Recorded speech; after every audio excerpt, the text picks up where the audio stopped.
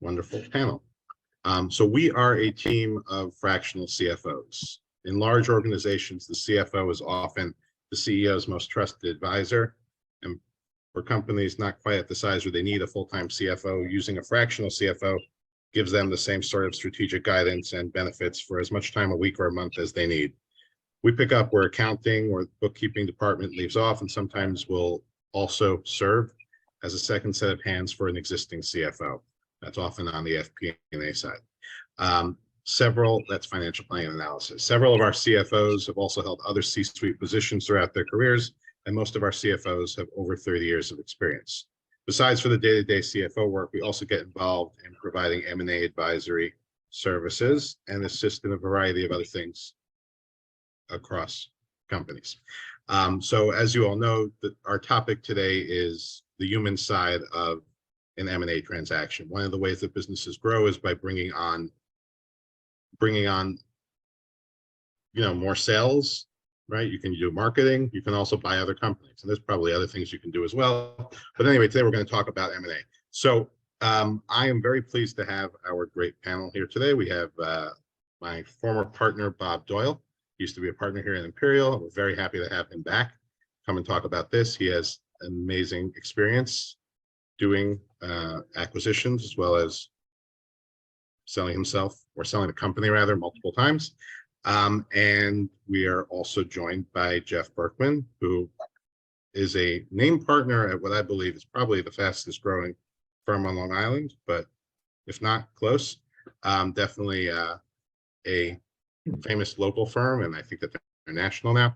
And he chairs their corporate department, where they do a lot of M&A. So we have an amazing panel, and we will get started.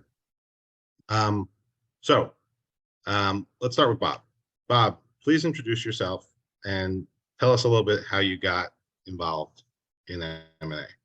Yeah, sure. So I currently run the alternative board on Long Island, which is a peer group organization. I'm not here to talk about that. Previously, you can give him a plug. Well, that was it. Previously, as Gershon mentioned, I was an outsourced CFO with Imperial Advisory, and before that, I worked for actually the same company that Ken was referring to earlier. And what was interesting about that time in my life was I joined the company in '86. It was a family-run business doing about $50 million in revenues. When I retired in 2016, we were $1 billion company and international, in 3 large lines of business. So the way we got from 50 million to $1 billion was all through acquisitions, small acquisitions, medium-sized acquisitions, and extremely large acquisitions, all of which we're done there. And really, besides the financial negotiation and making sure the deal works, in order to make sure the deal really works for the company, is the people side of the business. And I became very passionate about working with people, finding out what their strengths were. And when you do an acquisition, you have a real opportunity to put together a great team. So that's my brief history. All right. Thank you, Bob. Jeff, can you tell us a little bit about yourself, your background, how you got into M&A, and what you're doing now? Sure. Excuse me. Thanks, Gershon. And I think this is going to be a great panel. And the topic is super important, because I think at a lot of times in an M&A transaction or prepping for one, we spend a lot of time on the nuts and bolts of it. And we really need to look at some of the human aspects of it. So I'm excited to talk about some of these topics. But as indicated, I am one of the founding partners of Falcon Rappaport and Berkman. I think we should be the fastest growing in Long Island, maybe in the city at this point, because when we started, we had 8 people in 2019, 18, and then we have now 60 lawyers and I don't know how many support staff, and we will, exceed that 60 in short order. I am the firm focuses on all things business law. I chair the corporate securities department, handling a significant amount of M&A, and then just general outside counsel work and a bunch of other things. And we are full service in terms of trust and estates, real estate, litigation, business advisory, Web3, all things, emerging tech, healthcare, cannabis, labor and employment, ERISA, bankruptcy, creditors' rights, and a bunch of other departments. But generally, I got involved with this through a sort of non-conventional, atypical route, in that originally I was in a bunch of Am Law 100 firms doing litigation as an associate, and honestly, that experience sort of has helped immeasurably along the way, because starting off as a litigator, you're able to identify down the road as you become a corporate lawyer some of the big issues that can arise in a transaction. Cutting through sort of many years of doing this, I eventually in 2000 posted my resume on the internet, which nobody did at that point, and I got a call from a fellow who had just sold the business to a company that sold books over the internet, and he had made oodles of money and decided he needed to start his own venture firm. And I probably was not quite qualified to do it, but I had sort of a unique background with some other things I had done in international experience. He liked that. He was not a U.S.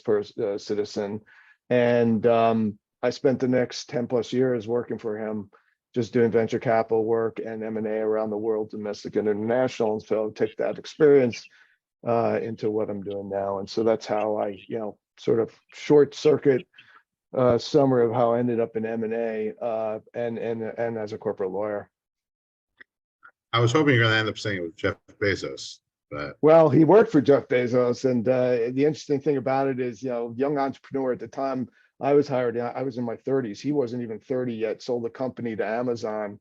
He had the selling books over the internet in Europe, and he had that market sewn up.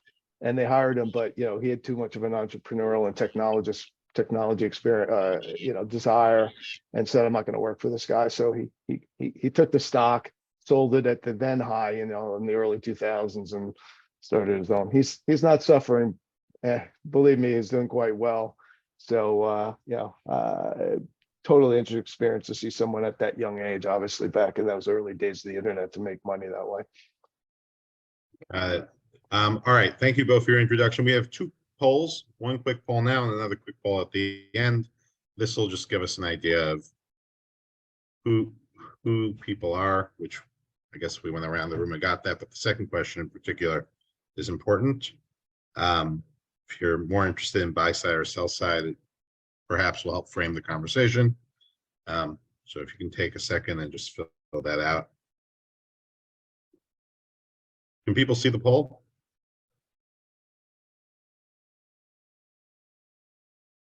All right, and then we will jump into our questions.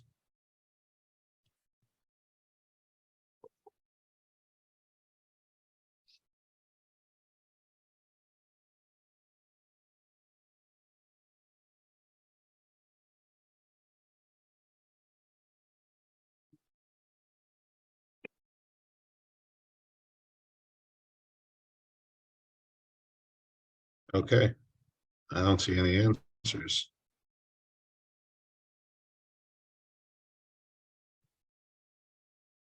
Interesting. All right. Yes. Interesting experiment. No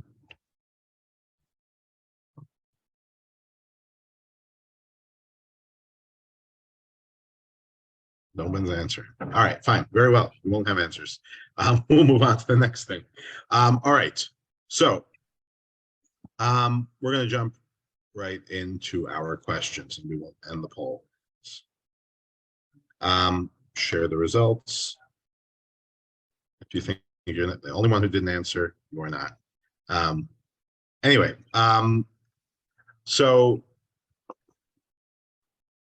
Bob, how do you ease the stress when you're doing an acquisition and people are nervous, right? You only need one accounts receivable manager, or you only need one head of FP&A, or whatever the role is. How do you ease the stress of people who don't know if they have a job, if they're going to have a job at the end of the process? Right. So your question is, the acquisition is done. It's happening, right? It's been announced. Is these all correct assumptions? It's been announced. Right, That's, so, that's the one assumption I'll make. okay, so it's been announced. You know, there's, to me, the most, it's the same answer as a lot of ways. How do you relieve people's anxiety? It's with information and with honesty. You need to come out to the group and say what's really happening. If there's two managers in the same exact position, you can't guarantee them both they're going to have a job. That's just not honest, because part of your acquisition analysis most likely eliminated one of those positions. So you have to be honest if that's the situation you're in. So what I did in that situation is I would sit down with each one of those people individually and say, we're going to look at everybody. We are going to assess everyone's skills, and we're going to do the best we can to pick the right person going forward. However, that doesn't mean you won't have a job, because there may be something else that emerges. The story I used to like to tell people when we were in this situation was there was a guy who, our very first large acquisition, we bought a company 3 times our size. And I was the CFO of the acquirer.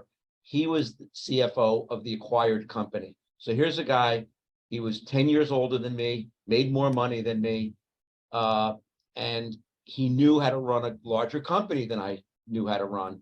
So he would have been the obvious choice for the CFO. We sat down and he said, look, I know you're the guy that the company's going to go forward with. I know I'm out of a job. And we talked about it, and he said he was going to work hard, and he did, and he was going to be with me through the acquisition, through the transition. And once the transition was over, he was going to exit.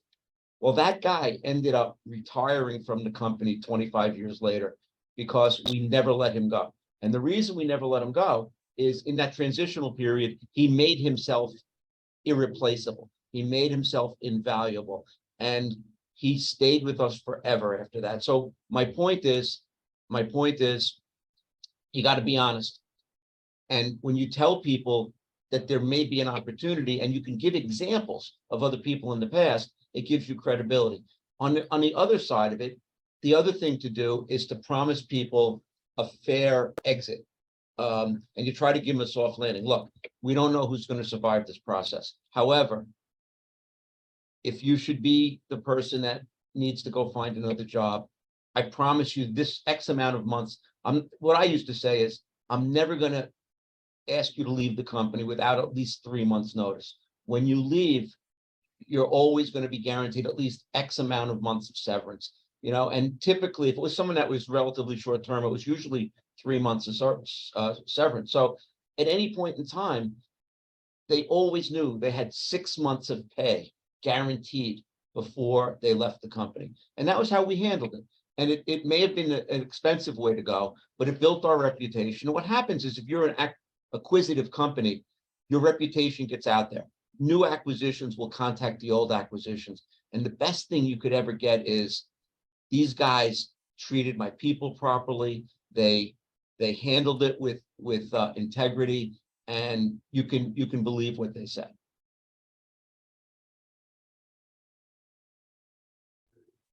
Got it. Thank you, Bob. Jeff, do you have anything to add to that? Yeah, I mean, easing people's anxiety in a transaction is especially hard because I think there's anxiety on as a seller, particularly the anxiety is when do I tell my people what's going on versus do I wait till closing? And often there are people who need to know for various reasons. Like if you are, in the middle of due diligence and you need to produce financial information, you need to call on your CFO or your one of your business people, or they need sales information, whatever it may be. And if they're getting all these questions, they'll start getting a whiff that something's going on here. So when is the appropriate time to tell them? Because they're obviously, as Bob was alluding to, they're going to be nervous in that scenario. Like, am I going to have a job? What's my position after closing?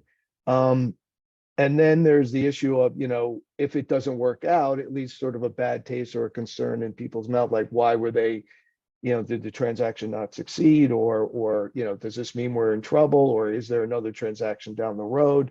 And so it creates a lot of anxiety for people at various levels. On the other hand, if you don't tell people, I think you miss the opportunity for something that I think we're going to talk about in a little while, but which is to make sure that the cultures of these companies are mixed well. And so, there is that human issue that we're focusing on. So trying to alleviate the anxiety on that level is really a bit of working, a lot working with the owner or the owners, the shareholders, or the primary drivers to figure out like who are going to be the important people, trusting those people, assuring them that they have a role post closing and where they're going to fit into this, transactional structure. So, that's certainly a major issue, and there's no right answer, but it's one that has to be seriously considered because, waiting till post closing can have its downside, and revealing it too early can also have a downside. Now, as a Right. buyer, I would always want the key players to know what was going on before we got into the situation, so we could assess where they were. I totally agree with what Jeff said. And you need those people to get through the diligence process. But I was always very hesitant to let anybody else know, because as the purchaser, I wanted to control the message. Once the news got out, it was important to me to control the message and make sure, because a lot of times you're buying a company, you need the people, right? There's a lot of people that you need. So I wasn't so concerned about the people who are not going to have their jobs, the people who are going to keep their jobs. Those are the people you don't want to have a mass exodus. So it's as Jeff says, it was a really fine balance. And depending on how structured the other company that you're buying is, sometimes the information gets out and sometimes it doesn't. So it's you really got to keep your ear to the ground. And at some point, you got to just face your reality. And sometimes you need to act sooner than you planned because it's out. So now we have to control the message. Got it. Well, thank you. Very interesting. I have an admission to make. Apparently 14 people responded, so thank you all very much. We're about half business owners, half business advisors, half buy side, half sell side. Though some people voted more than once on buy side and sell side. So we had more than 14 responses, but 14 people. So thank you all to all the people who responded. I don't know why I couldn't see it, but on the back end somewhere, the information exists. So thank you all. Before you move to the next question, I just Yeah. want to make one more point, which has nothing to do with acquisitions, but it's the same theory. When we're running businesses, when you're at the C level or the senior management level, you know what's going on all the time. Forget an acquisition. Now this is regular day-to-day business. You know what's going on. You know where the company's going, the decisions you're making. You've got to remember that many of the people that work for you don't know. Imagine the stress of working for a company where you never know where we're going, what's happening. And I think it's a good practice to keep a lot of communication from the senior level of an organization out to your rank and file, to keep them informed, to let them feel like they're part of the broader organization. And the reason I bring this up is it's good advice whether you're doing an acquisition or not. But when a transaction comes along, if you've created this environment, the people will trust what you say because they know you've been transparent with them in the past. And I'm going to add on to that. We'll go a little bit off course, but look, this is the whole point about employee retention and keep, retaining key people, very early on when you're building the company, right? So how do you incentivize them to stay on? And that, something we can touch on a little bit, but also, if they have that buy-in, if they're committed to the company by having, some equity or some bonus in a transaction, obviously that incentivizes them, and how you structure that's going to be key. But, that's part of the whole thought process of keeping people happy, right? It's a sensitive issue, and how to accomplish that. But I agree with Bob, like you want to, it's almost like the M&A and the monetization event is all about planning, right? And so if you have happy employees and happy supervisors, happy managers up and down the chain, your success in your company, and then your ability to achieve a good liquidity event is going to increase incrementally. So it's certainly something to consider early on and not wait until last minute. Thank you. All right, Jeff, the next one is for you, and I think you started touching on this, but what are the biggest issues in structuring employee retention plans, particularly when we're expecting a sale? Okay, yeah. So the word plan is key, right? Planning is the key point. And it's not just the corporate aspect, primarily starting with the tax aspect, because the tax effect of receiving some form of equity or incentive, equity is different from the standpoint of the employee and the recipient, the service provider, than it is for the company, right? Company wants a deduction, and that there's, a number of other issues I'll discuss in a second. But from the employee side or from the recipient side, they don't want to get, no good deed goes unpunished. Like here's your equity and it's got this value, and now you're going to have to pay this big tax on it because you just received compensation. I face this a lot with companies where they don't recognize or think about the fact that like they're trying to do something good and give somebody maybe equity or an option, and the end result of that can be a very big tax bill for the service provider recipient. So talking about and trying to figure out how to align, the tax issues is key, and that can be done through various structures, right? There's phantom stock, there's RSUs, there's profit interest, there's different structures that we can, that honestly require, a whole nother discussion.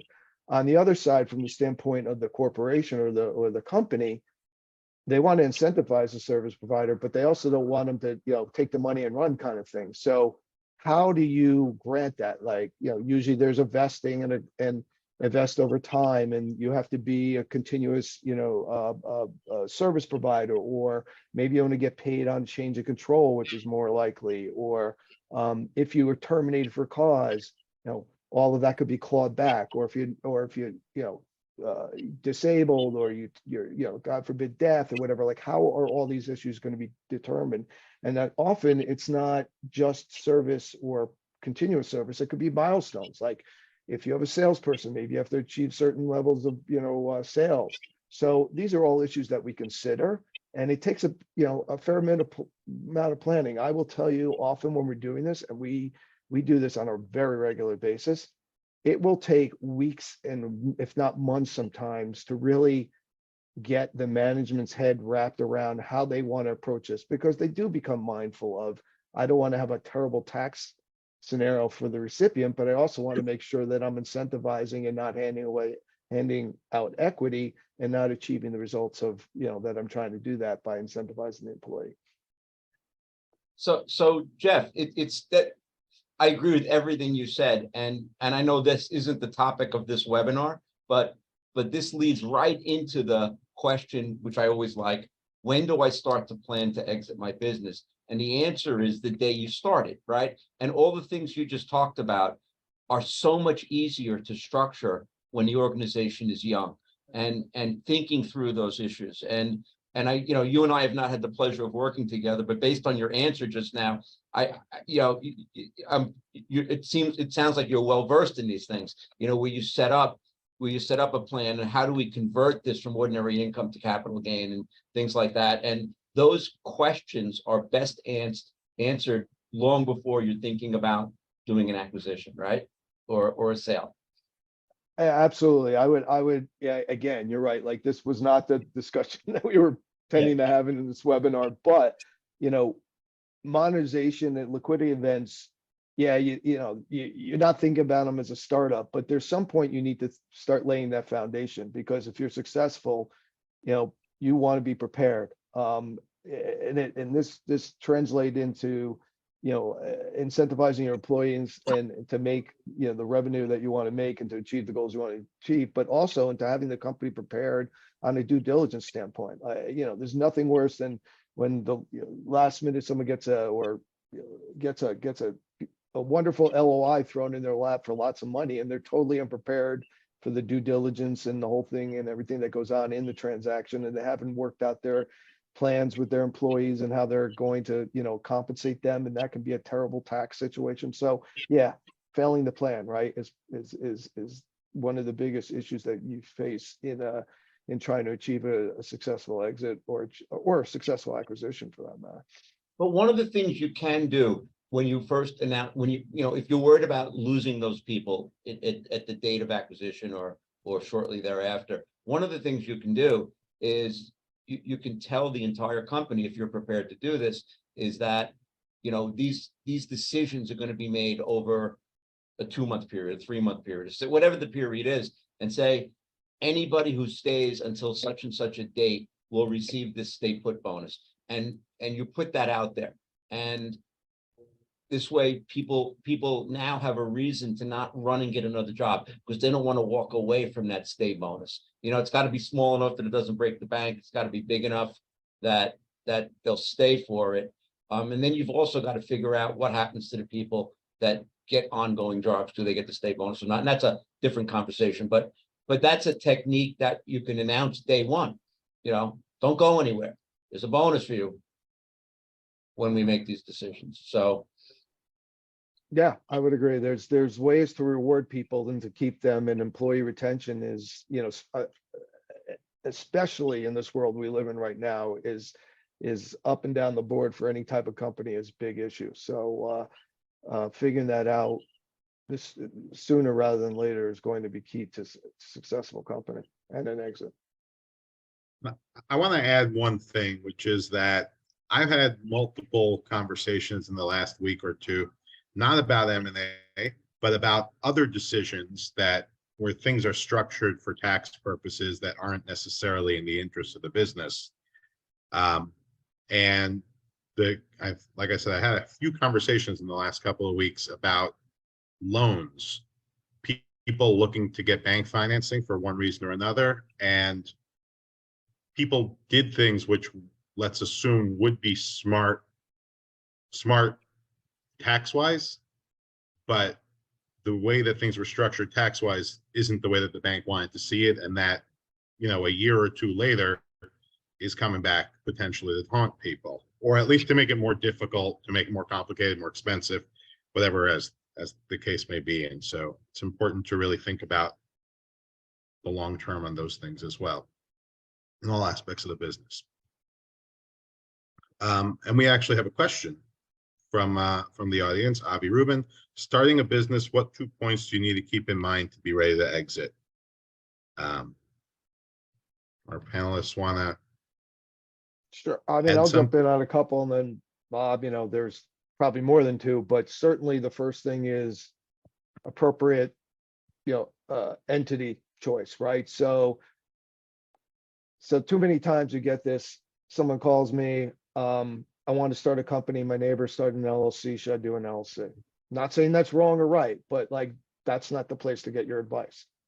Getting your advice from a professional who understands taxes and a foundational building of a company, and people like Gershon and, Imperial Advisors like understanding what the goals are, because there's all types of things. Certain companies, without going too far astray, could benefit from what's called 1202, qualified small business stock, which is only a corporation can issue. So there are lots of issues to consider in the formation of that entity, and not just saying, well, everyone's forming an LLC. I'll do that. It used to be everyone wanted to form an S corp, and I can talk to you for hours about why that's not probably the best choice for a lot of reasons. And then the second thing I would think about is, if you have partners, working those issues out with your partners right away, whether it's through your operating agreement or through your shareholder agreement, because you want to be able to resolve those now and kind of put that in a drawer and not have to worry about it, because as the company becomes successful and then things crop up that you haven't resolved, it becomes a lot harder. The company's worth a lot more. The tensions can arise. There can be disputes. So I would say on that foundational basis, those are the two immediate things. Now, there are a bunch of others, probably good for another webinar, but those would be two. Bob, love to have your thoughts too. yeah, sure. I want to, on the shareholder agreement angle, it's so important to to make sure that's in place, because, you know, shareholders get along today, but tomorrow they may not. And that agreement really governs how you navigate those types of situations. But the other thing I want to mention is, I think it's really important is to have a vision. When you sit down, and I don't mean this, you know, it sounds sort of fluffy, but what I mean is a specific vision. Where do you want this company to go? What are you trying to do by forming this company? Is it going to be a multi-state organization, a multi-location? Is your anticipation that family will take it over? Is it your anticipation you're going to walk away from it? Are you going to sell it? What are you going to do with it? Those types of, if you have that clear vision as to where you're going and you articulate it when you're very, very young in the corporate world, it helps answer the questions that Jeff was just asking. You know, what is the best corporate environment? What is the best corporate structure for us? You know, because somewhere down the line, you know, you got to worry about, and I'm gonna use words now that I don't even understand, but you know, you got to worry about what's the inside basis of your assets. You got to wonder about what are the tax ramifications of the sale, and taxes are often, you know, the biggest leakage on a transaction. So again, structuring that years in advance is so important. Thank you. All right, next question. Oh, we're running out of time, but I think this was a good conversation. Anyway, Bob, question on systems, which may or may not relate to people. When combining companies, should you always look for a best of breed system?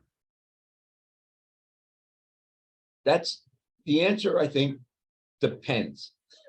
So I'll answer that with a story. So the one metric that we used to, the business we were in was washers and dryers. And one of the key metrics was, how many machines do you have? So when we started out, we had 50,000 machines. So we got to the point where we had about 400,000 machines, and we bought a company that had 40,000 machines.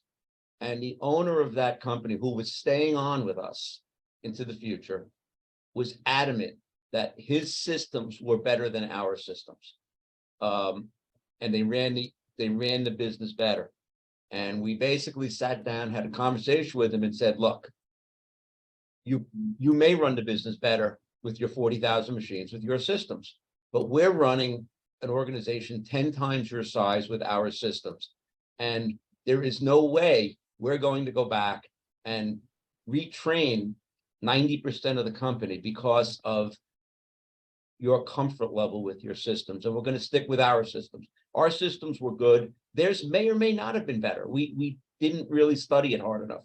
So my answer to the question is, sometimes the decision, it's a financial decision sometimes, right? So where is the company going to make the most money? How do you run it most efficiently? You got to think of the training. You got to think of the maintenance. You got to think of all that stuff. Do I want a custom system? They had a custom system. We had a less custom system that worked more generically, and it worked better for us. So we did not go with that. Fast forward, we did a larger acquisition later on in our careers, and the company we're purchasing was using Salesforce. We didn't have Salesforce in our company, and we had wanted it. So when we bought that company, we took their Salesforce system, and our IT people linked it back in, however IT people do that. And that worked out well for us too. So the answer is, it depends, but by and large, when you're doing a lot of acquisitions as we were, it was best to pick a system, good or bad or ugly, pick one system, stick with that system, and not try to pick little things that were good about other systems. Because once you start doing that and tweaking it that finely, you lose the cost savings, you lose the productivity, and the senior management team loses the ability to understand what's going on across the whole organization, because every set of numbers you look at means something different depending on which acquisition it came from. Thanks. Probably not the answer you expected. Well, I've heard some of those stories before. Remember, we used to work together, Yeah, but not all of them. fair enough. I heard the first one, not the second one. But thank you. Jeff, do you have anything you'd like to add on that before we jump to the next? Yeah, I think on systems, yeah, we deal with this a lot in M&A. as the, acquirer and looking at technology and systems. Obviously, I don't directly do it, but part is marshaling part of the, the due diligence is bringing in a technology person who can assess the systems that makes sense. And often there'll be a lot of legacy vendors that you have no choice. You're stuck with when you acquire the company, and so you need to at least understand what the dynamics are or the terms of those relationships are. How long can you terminate them, and or do you need approval? If they're significant, do you need their consent prior to the transaction? So there's a lot of interplay, particularly in, I think that's one thing that's very interesting. I tell people all the time is that in any business nowadays, there's technology of some sort. You could take the most basic business and think, there's no technology. Trades, they rely on certain systems for their CRM, for chasing up customers, for answering customer service, whatever it is. Like every business has technology, and so you can't not pay attention to that in the transaction. Now, from a legal side, we have all these reps and warranties about about technology and privacy and data breaches and insurance that relate to data breaches, and this is a whole different issue. But from pure like technology and from pure systems and pure integration standpoint, you need to have someone in there who really truly understands what it is you're acquiring to make sure these systems work, and if you're going to get a legacy one, that you want to retain it, or how long you're going to be stuck with it. Got it. Thank you. Let's see. We have a question from the audience. Nick asks, how often do you see issues arise in the M&A process relating to people besides for compensation, i.e. meshing culture, management style, communication, mission, vision, values? Are you seeing executive level HR leaders being brought to the table from companies to help with M&A?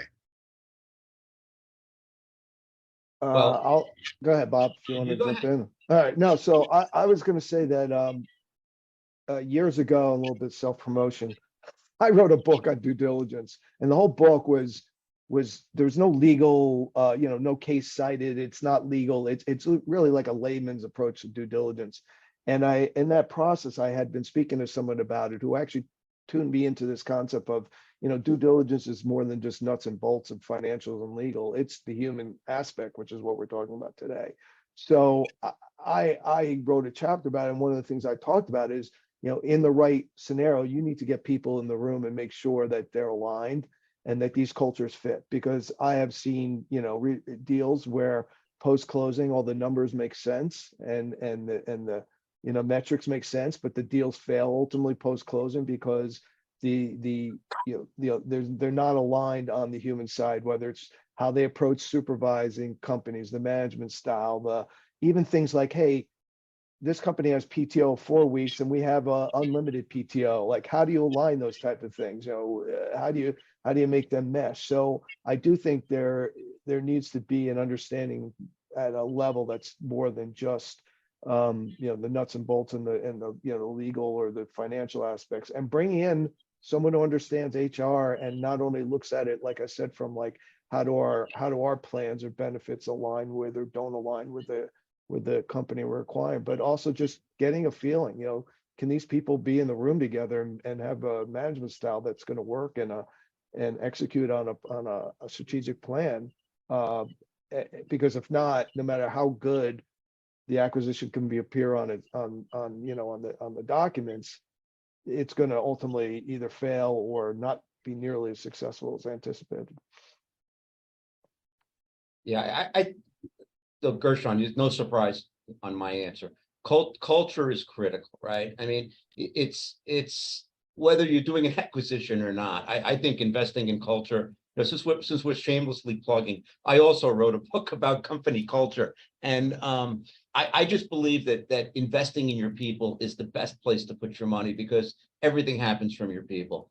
And when you're doing an acquisition, it's so important to focus on the culture, to onboard, whether you're onboarding a new employee or you're onboarding somebody from an acquired company, it's just so important that they understand the way you do things in your company, the attitudes that you have, the you know, and in our case, I'd like to think we had a really good company culture, and I felt it wasn't that difficult to bring people on board and to explain to them, you know, we had core values, we had a reward and recognition system, we had a lot of good stuff in there. We used HR was a very critical advisor to me in any process that we did.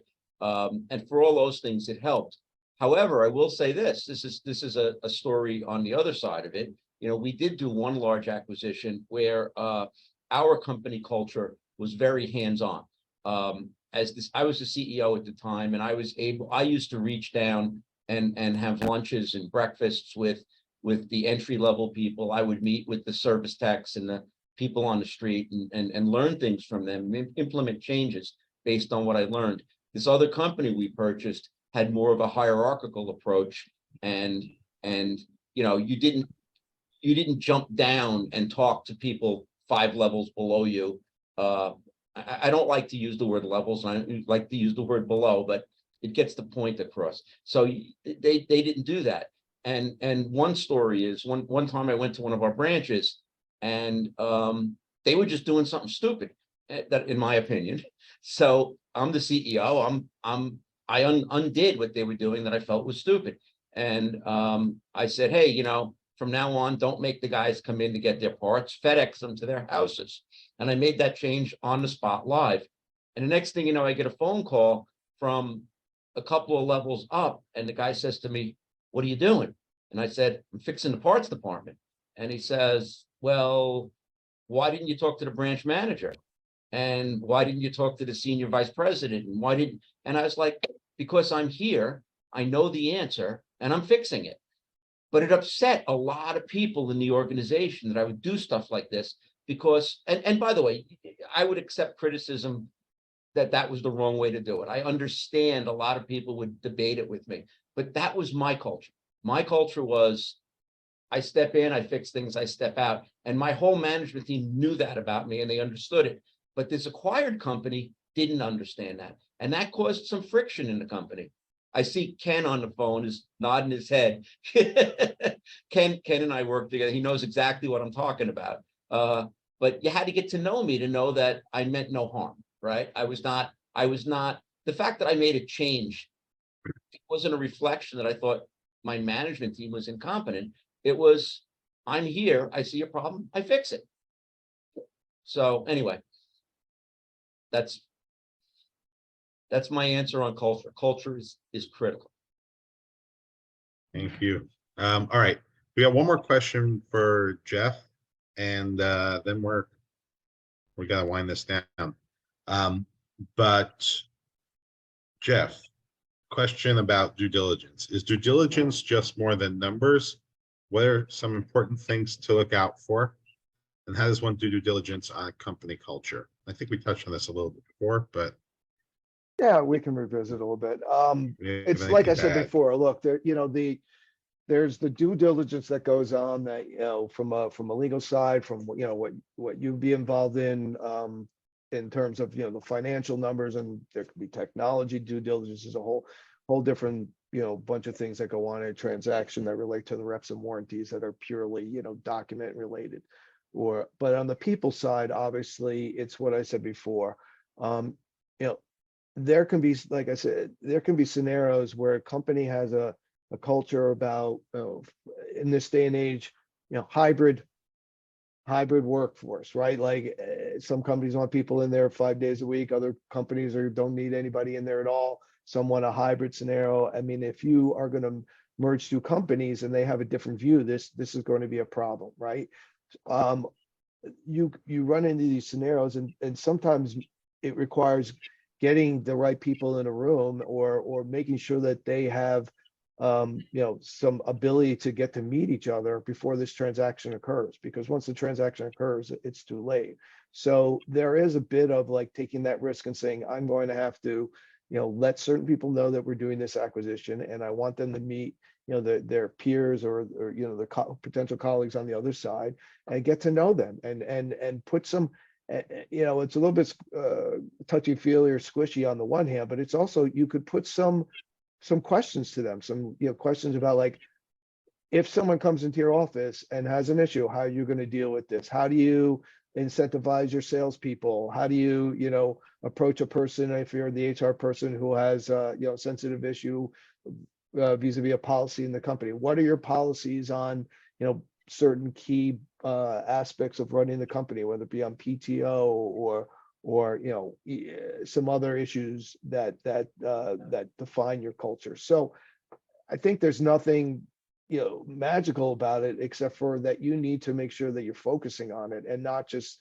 purely looking at the typical due diligence that people think of in the transaction, and thinking outside the box on this to make sure these cultures are going to work together.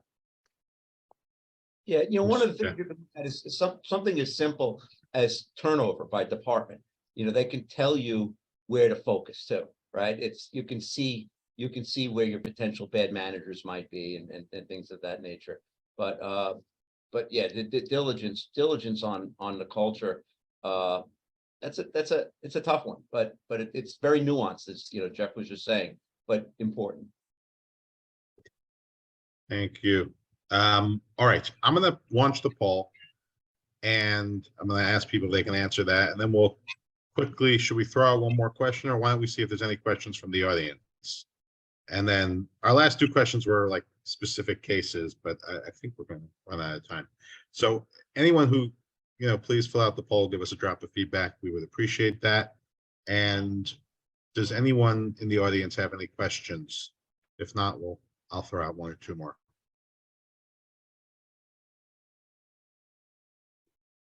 Okay. If anyone does, pop in. So the last two questions, like I said, were about deals, but is there, and this, I guess we'll go to Jeff first. Do you have a scenario where you saw something in the company culture which was so bad that it caused you to torpedo a deal, where you're like, we can't do this? So I don't know that there's been a scenario recently where I've torpedoed one. As a matter of fact, I pride myself on trying to get these things done, right? But I have seen these scenarios, particularly I think it was evident during, sort of the height of COVID and the shutdown. It's like there were a lot of transactions going on because for various reasons. And in that, because of that, and because of the lockdown or some of the things, the restrictions on people meeting each other, there was one particular scenario where you could kind of tell that the client I represented, the company we represented, had a very different view about how to approach certain aspects of management. And the seller owners who were transitioning and would remain on for a period of time had a different view on that. And post-closing, it's turned out to be somewhat of an issue because I think they didn't really have an opportunity. There was a sense that there might be a problem, and I don't think they really had an opportunity to really see it in action because of the the environment we were living in at the time. So yeah, that's again a warning about transactions are more than just numbers and strategic plans. They're people. Like companies are people, right? We know that they don't exist without people, and if they don't match and align and people aren't on the same page, you're not going to get the success that you hope for, or you may have the deal fall through. But most likely these things often close, and then they find out, unfortunately, afterwards. Jeff is spot on. It's interesting. Think about it. When you buy a company, if you're buying somebody with an entrepreneurial spirit, they're going to be a little independent. They're going to be a bit of a wild card from time to time. And we never passed on any deals because of culture, but there were many times where we would take somebody on that was carrying forward as an owner that didn't work out long term because they just couldn't get on board. But what was always nice about those situations was in almost every circumstance, you would find a number two person in that organization that was just so ready to take the next step, and you ended up with a great manager. So there was a silver lining when that happened. All right. I love those silver linings. Thank you. Thank you, Jeff. Thank you, Bob. Thank you to everyone who attended. Thank you to everyone who ask questions. Thank you to everyone who responded, even though for some reason I can't see, but I'll see later. So we appreciate you. We appreciate your participation. And if anyone wants to speak with any of the speakers, obviously answer that on the poll. We can get you in touch. And again, thank you all. Thank you.